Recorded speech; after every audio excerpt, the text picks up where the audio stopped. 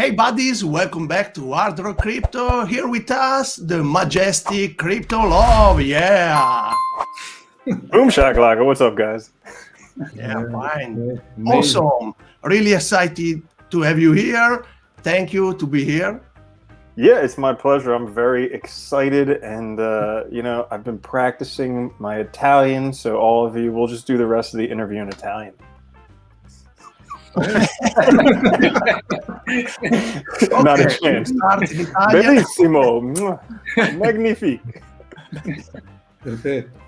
Perfetto. Have you ever been in Italy, Crypto Love? Yeah, so I went to Italy. It's been a few years now, but I went to Rome, Florence, and Pisa, and I had the best hot chocolate I've ever had in Rome. Some cafe somewhere near one of the bridges. I slept in the airport in Pisa, and then let's see, Florence. Florence was just really pretty.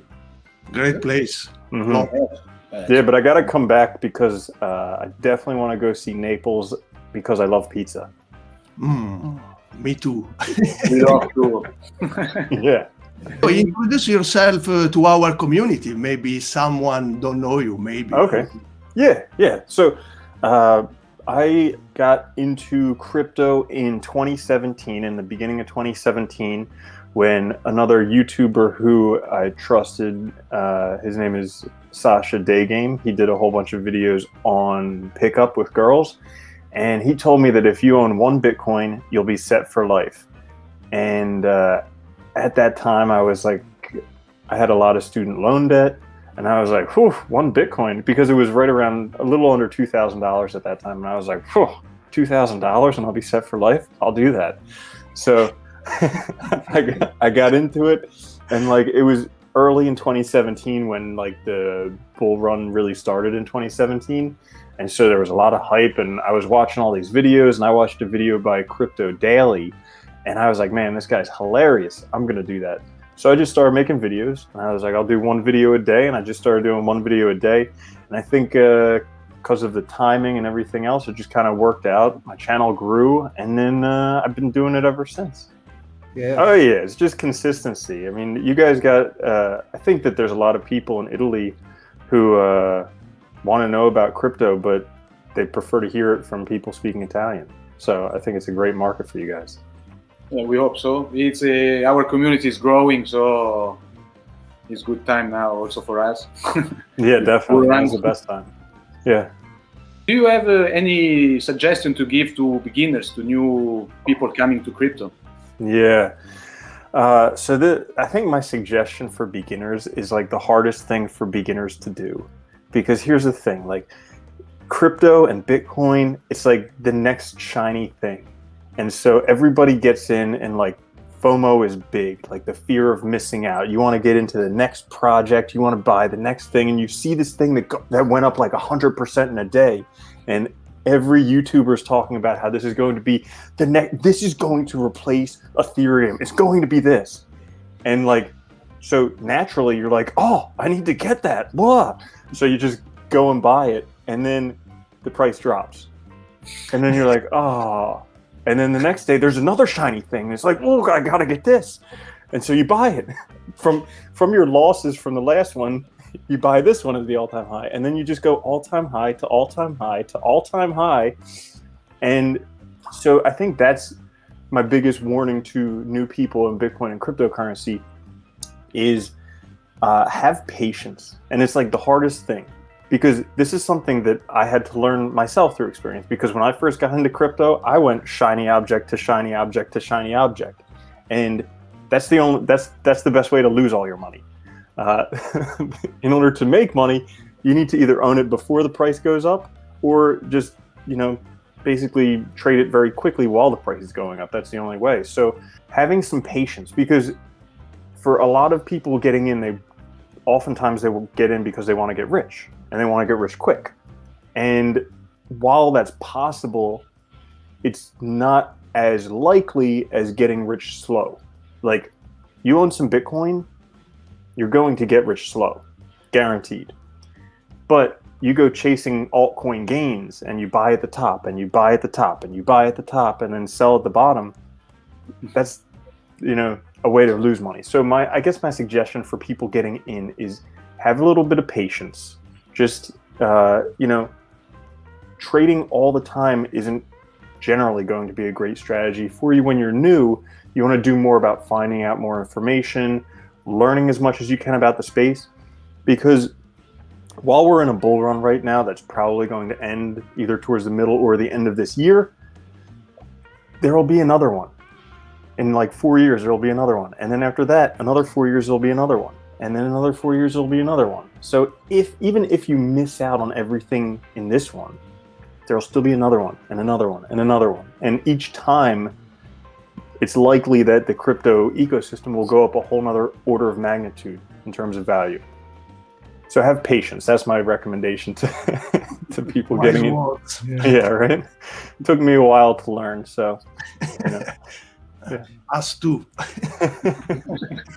Because people, you know, don't have patience, also, like you say in your videos, realistically serious.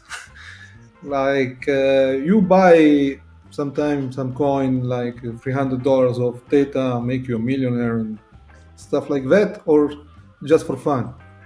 Yeah. So okay. So here's another. This is like an insider secret for everyone watching YouTube.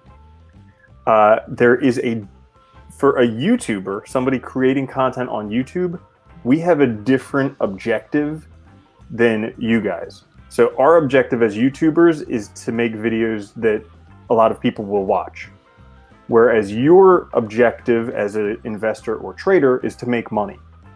So notice how they're not the same thing. And so unfortunately, many times we have to make videos about whatever coin is mooning, which also should be noted is the most likely coin to drop in price. It's called reversion to the mean. So anything that goes up comes down. So the times when we're making videos are the worst time to buy those coins. And so like a lot of times, like my videos where I'll do these speculative, like, will, you know, $700 of Cardano make you a millionaire? Yeah, it's certainly possible. Probably not in this cycle. Maybe in one of the next ones. Yeah, it's certainly possible. But oftentimes, my making of those videos coincide with when the coins are mooning, because that's when people will watch the videos.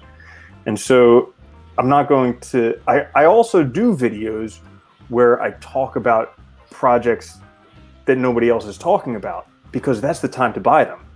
Like when the fundamentals and when the technical analysis are looking really good for a coin and nobody's talking about it, I do that and I tell you guys about those because those are the great times to buy. But those are times when nobody wants to buy because they're like, the coin's not doing anything. Why would I want to buy that right now?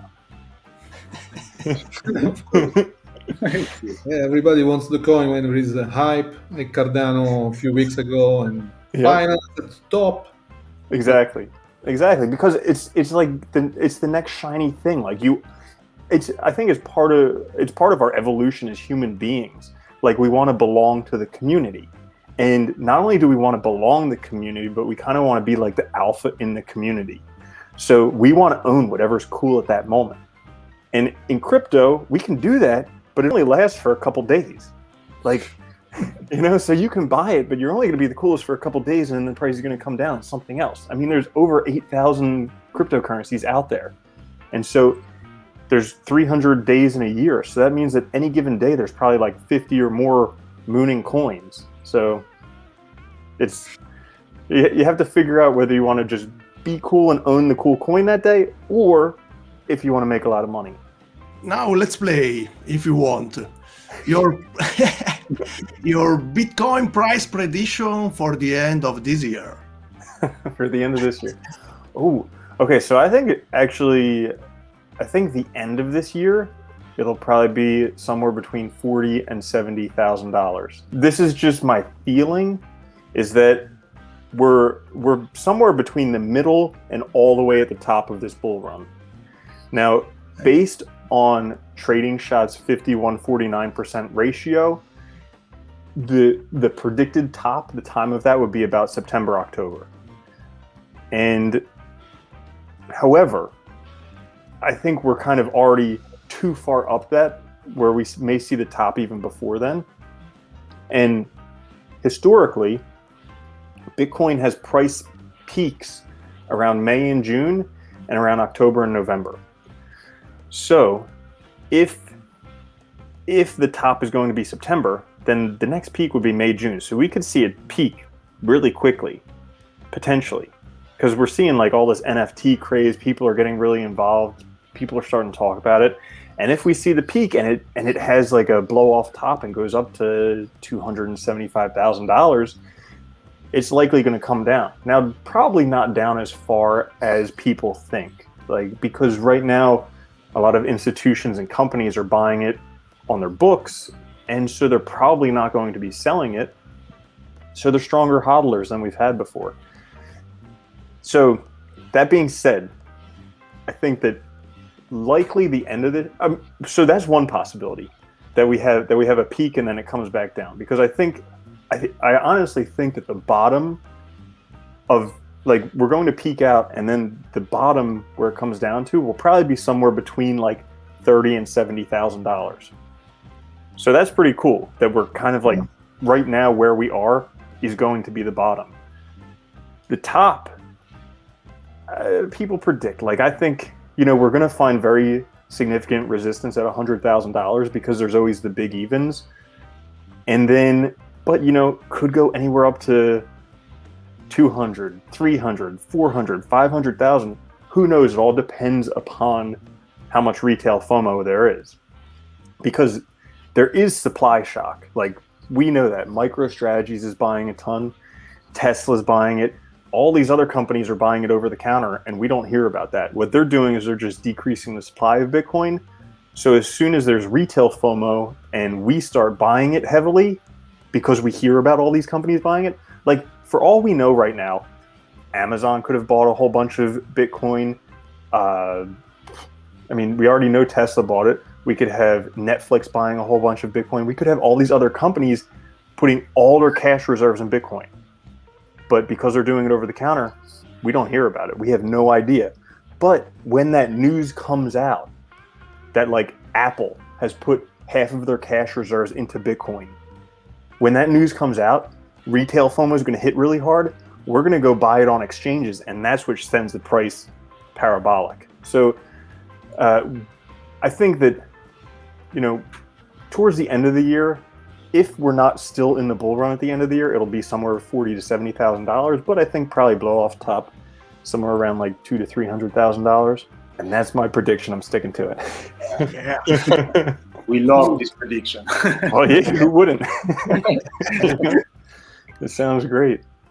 Which are your 3 favorite altcoins for this bull run? Mm-hmm. All right, so I would say the altcoin that I'm most bullish about right now is Litecoin. And this is a weird one. I've never really been bullish about Litecoin before.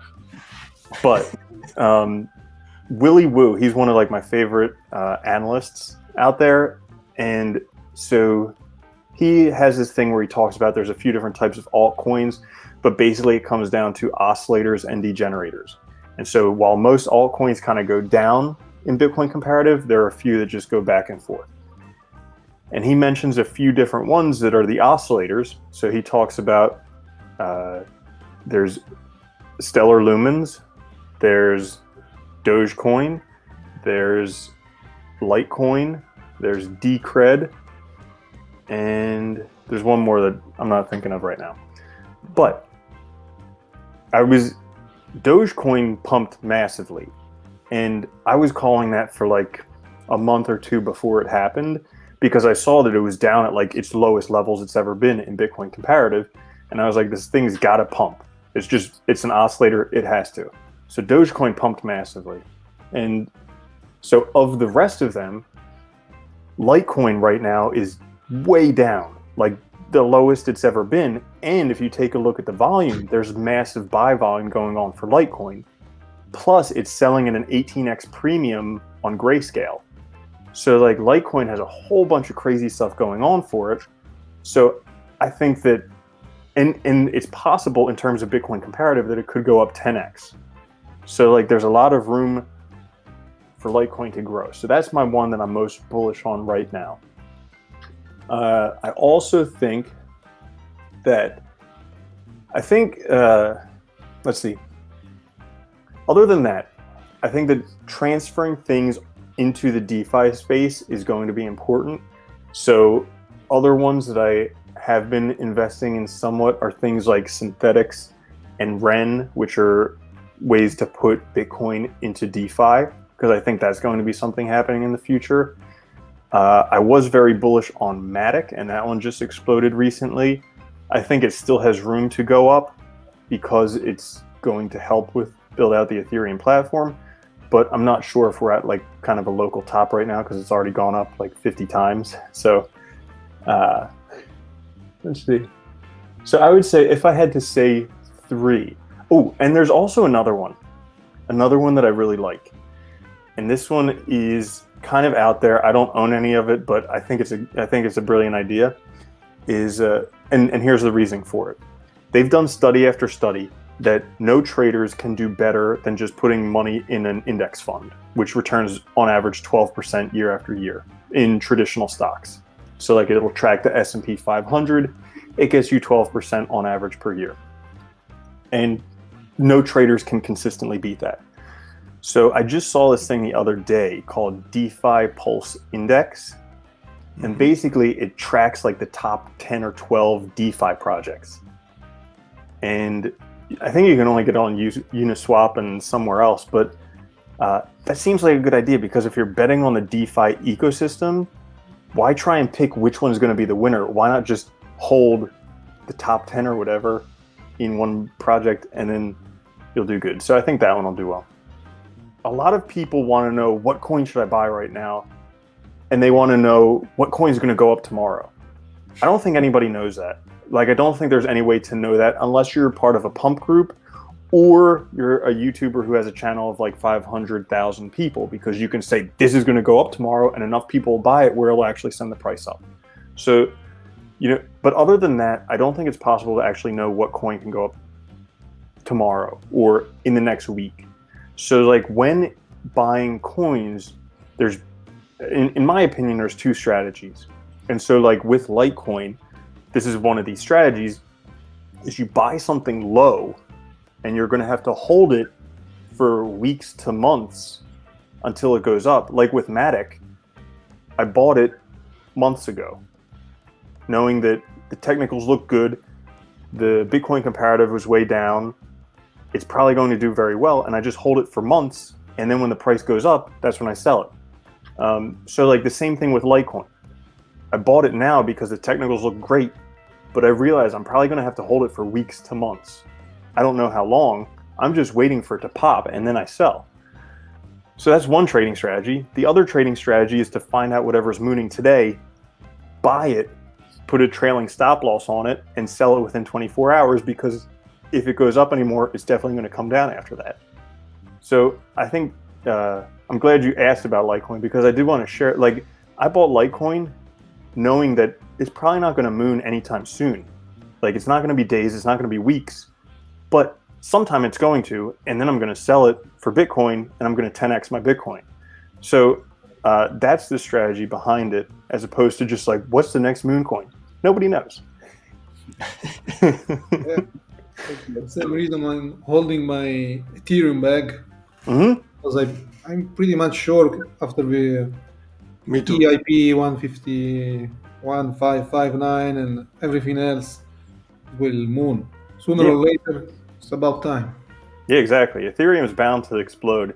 It's just a matter of when. I think people are just waiting to see what's going to happen with ETH 2.0, but it's got the most developers on it. They have like a huge transition that they're doing right now, but it's, every DeFi project is built on Ethereum. Like people are optimistic about Binance Smart Chain and about all this other stuff, but let's be realistic. DeFi is built on Ethereum. Like, I know it's expensive right now for transactions and it may be slow, but let's be realistic. DeFi is built on Ethereum. So and I think a lot of these other platforms like Binance Smart Chain and Cardano, are not actually Ethereum competitors. They're just going to help save Ethereum. They're just going to make it easier to do transactions on Ethereum. I think that's probably what's going to happen. Now, I want to ask you, what you think about crypto social network like Hive? I don't know, you know Hive? Hive, yeah. And what was that called before? Was that Steemit before? Yes, was Steemit before. Now, Steemit is still alive, but they fork. But it's owned by Justin's son, so nobody wants to use it. Yeah, so I think that's a really interesting thing. I've used Steemit for like back from 2017, and I think it's really interesting because it brings together money and the scarcest human resource out there right now, which is attention. And you can actually reward people in money for your attention, which is really cool. Because, like nowadays, all these companies are just vying for our attention. I mean, we have Facebook and Instagram and TikTok and YouTube and everything. And people just want your attention because they realize if they have your attention, they can sell stuff to you and make money. And so with crypto social networks like Hive, it's really cool because you can actually reward people with your attention. You watch stuff, you like it, you can tip, you can do whatever. And I think that's the way that eventually things will go, because like your attention basically is almost equal to your life force energy. Like in life, you get to choose what you can pay attention to. And so why not reward people for, like, you look right now at the highest paid professions. We have like professional athletes, we have musicians, we have movie stars. They're the highest paid professions because they command so many people's attention.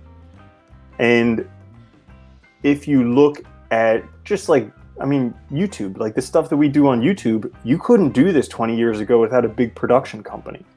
But nowadays, all you need is a computer and you can do it. And so the attention that's going to movie stars now and going to professional athletes and going to musicians eventually will be able to go to just anybody who's willing to create, and they'll be able to be rewarded for it. And I think platforms like Hive is one of the early ways to do it. One of the biggest trends of this 2021 is NFTs. What do you think about it? All right, so I think NFTs are like the ICOs of 2021. So they're a huge craze, and I mean, like I just read yesterday that some dude got a legendary Top Shot NFT. He bought it for $100,000. Somebody offered him $1 million, and he turned it down. But I mean, he should call them back and take it, because like, I don't know. So like NFTs are new, but someone who I really trust in the space is Charlie Lee, the creator of Litecoin. And people will say whatever, but he, at the top of the market last year, he did sell all his Litecoin, but he also told everybody, like, don't buy Litecoin unless you can accept a 93% loss.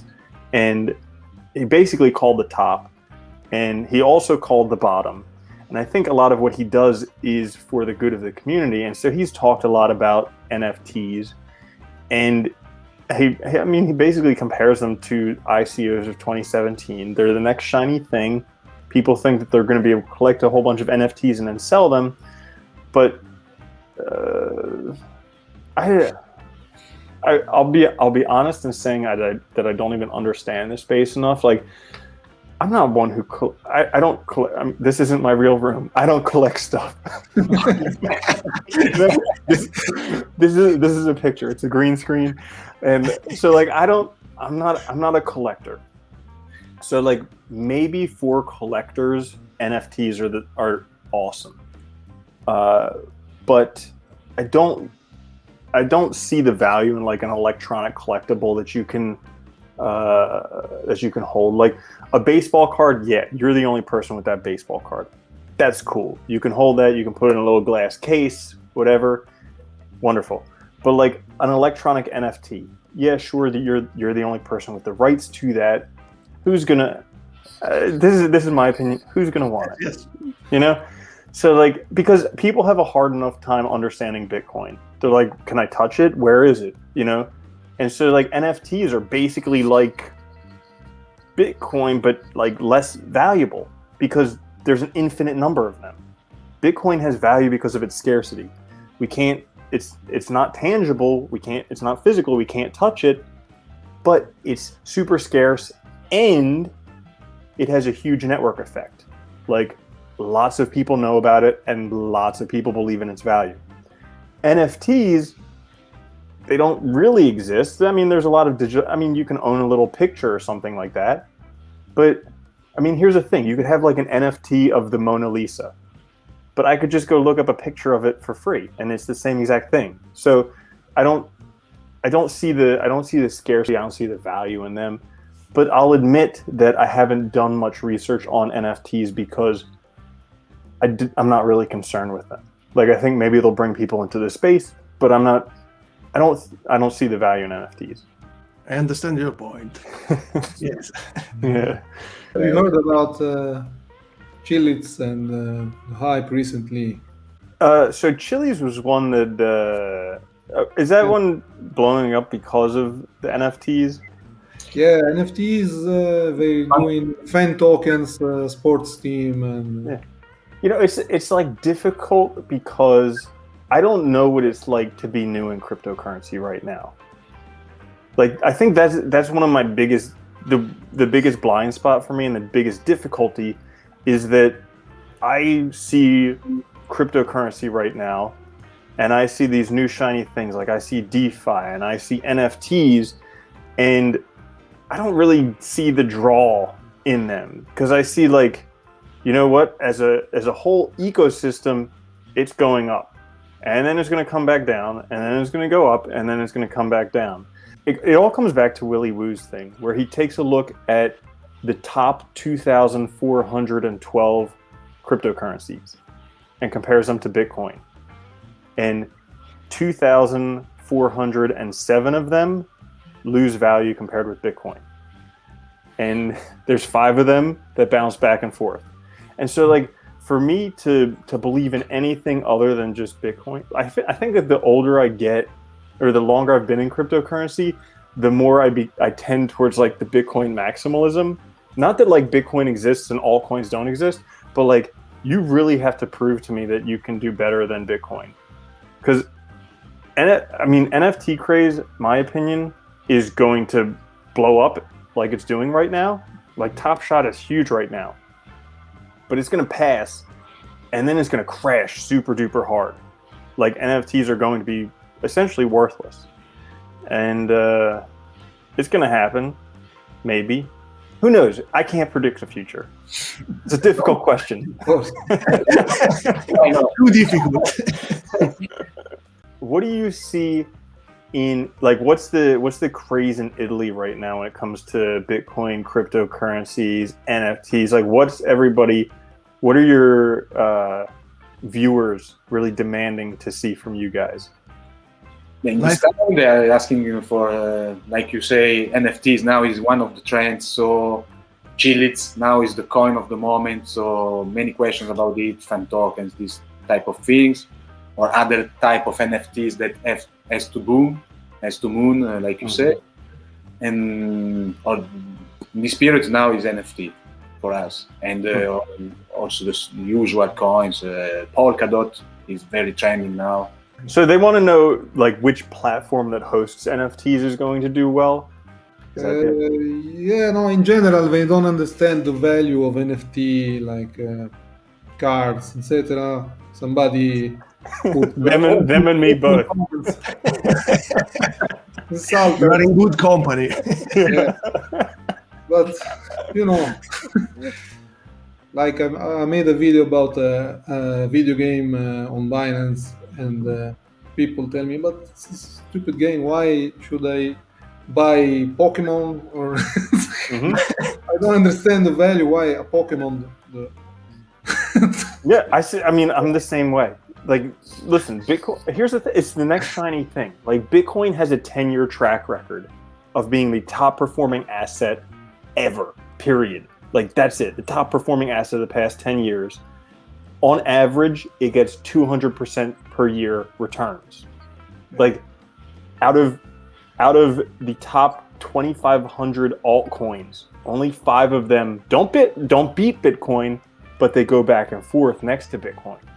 So, like, for me, there literally is scientifically, mathematically, no better investment than just putting your money in Bitcoin and eventually trade and also trading altcoins along the way. So, yeah, so I'm having a difficulty with it too. So I feel your viewers on this. I'm in the same boat. Yeah, because Bitcoin is too slow. You have to wait like 2 years. Only one time in 2 years, you make an investment in Bitcoin. After 2 years, you're sure in profit. Yeah, it's too slow. But guess what? I mean, the average age for someone watching at least my channel, and it's probably the same for your channel, it's like 25-year-old to 35-year-old, mostly male. So guess what? If you're 25 to 35 years old and male or female, or even if you're older or younger than that, okay? But here's the thing. So 200% per year. That means that if you just buy it and hold it for 10 years, you're going to be doing really, really good. That's 2,000%, right? Yeah, 2,000. That's 20 times whatever you have right now. Like, good luck finding that with a bank. Good luck finding that with any other investment. Like, take whatever you have now, multiply it by 20, and boom. And that's like, you know, I think it's going to go up way more than that, because as of right now, every halving, the price of Bitcoin goes up a whole nother order of magnitude. So like last time it was in the 10,000s, the time before that it was in the thousands, the time before that in the hundreds. This time it looks like it's going to be in the 100,000s. That means next halving, 2025, we're going to be looking at 1 million for Bitcoin. 2029, we're going to be looking at 10 million per Bitcoin. 2033, we're going to be looking at 100 million per Bitcoin. I don't think that humans can actually comprehend this yet, the exponential function. Like in America, we have a holiday called Thanksgiving, which happens in November. Right? Yeah, November. And but like the day, it's on a Thursday in November, and the day after that is called Black Friday, because that's the day when stores historically get out of the red and into the black, meaning that they start turning a profit. But it's the biggest shopping day of the year in America. And basically, we'll have people like camping out. We'll have people camping out and just trying to get these deals. So basically, stores will have these big plasma screen TVs that normally go for $2,000, and they'll have 3 TVs that they're selling for $100. And people will literally, like, after they're done eating dinner on Thanksgiving, they'll go to the store, they'll sleep outside the store in 0 Celsius weather, so that the next morning they can be one of the first 3 people to get that deal. And there's been instances where they'll trample each other to like try and get these. And that's because of limited supply. Bitcoin's the biggest limited supply thing ever. So I don't think we can comprehend what's going to happen. Yeah. And it's I mean, even Bitcoin's been around 10 years. It's still super early. Like, we're still super early to the game. Like, Wall Street and institutions are just getting in.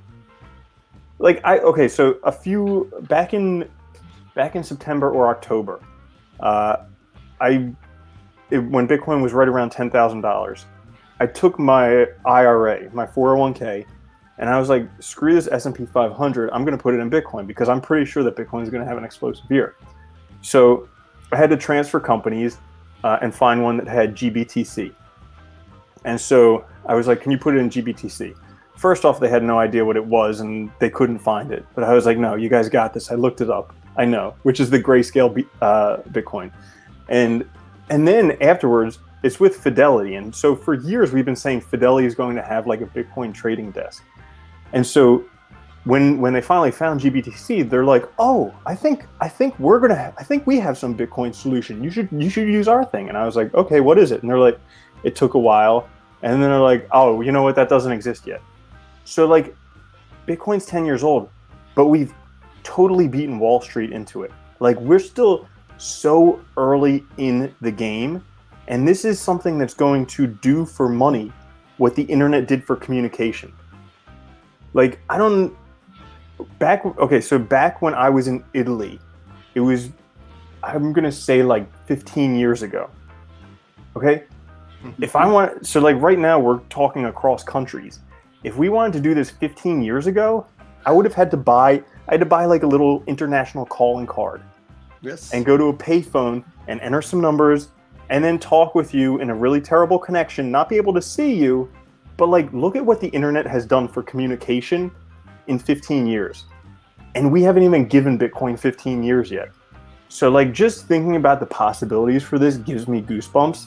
And it kind of like, it goes back to what we were talking about earlier. Like my recommendation for beginning investors, be patient.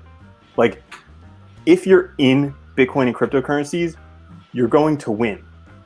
But if you chase the next shiny thing and lose all of your money doing that, that's the only way to lose. So like, I think it's important that we have DeFi, and I think it's important that we have NFTs, because this helps bring more people into the ecosystem. But like, the goal is just don't lose it all. Like if you're in the ecosystem, guys, Bitcoin has been around for 10 years. The future is infinite. Like most of us are probably going to live to be close to 100. So that means we probably have another like 60, 70 years. So imagine what Bitcoin could do in 60, 70 years. Forget about what it's going to do at the end of this year. Think about 60, 70 years. This could change your whole family. Conclusion is you're in the right spot. Don't be afraid of, everybody's going to make mistakes when they get into cryptocurrencies. It happens. That's how we learn as human beings. So if you've had trades that didn't go your way, if you've lost money, it happens. Get back up, get on your feet. You're going to make some money this year, and then it's going to be like we got punched in the gut because you're going to lose 90% of everything. And that's like, that's a bear market. It sucks, but you can survive through it. It lasts about 3 years, and then you have a wonderful year like this one. So, there's this YouTube video that I watched that was very eye-opening for me, because it's called like Teenage Bitcoin Millionaire.